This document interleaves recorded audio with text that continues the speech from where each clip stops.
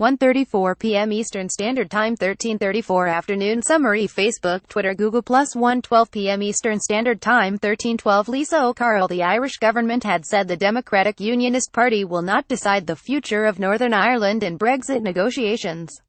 Foreign Minister Simon Coveney told reporters in Brussels on Monday that its future is far too important to be left to any one party. "We respect the views of the DUP, but we respect the views of other parties in Northern Ireland. No one party should have the only say," he said after a meeting of EU foreign ministers. "That is not how a decision as fundamental and as important to Ireland's future and Britain's future should be made.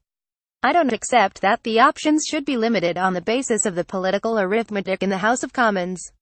Illuminating the potential for the Irish question to turn into a Brexit roadblock, Coveney said that those who thought the Irish border question could simply be pushed into the second phase of Brexit talks were mistaken.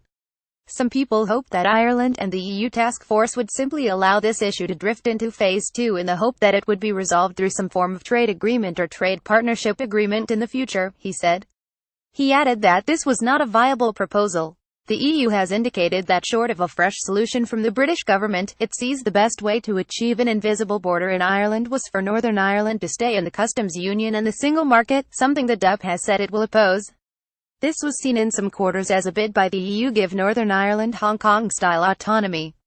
Brexit Secretary David Davis rejected this on Friday, saying the government would not accept anything that would undermine the constitutional integrity of Northern Ireland. Coveney said he did not believe reports at the weekend that British officials were horrified by this proposal. He said anybody who's been following this process knows that Ireland has been consistent and stubborn and strong on the border issue because it's so important to the functioning of the island of Ireland, linked to a peace process, linked to normal commerce, and the movement of goods, services, livestock, people.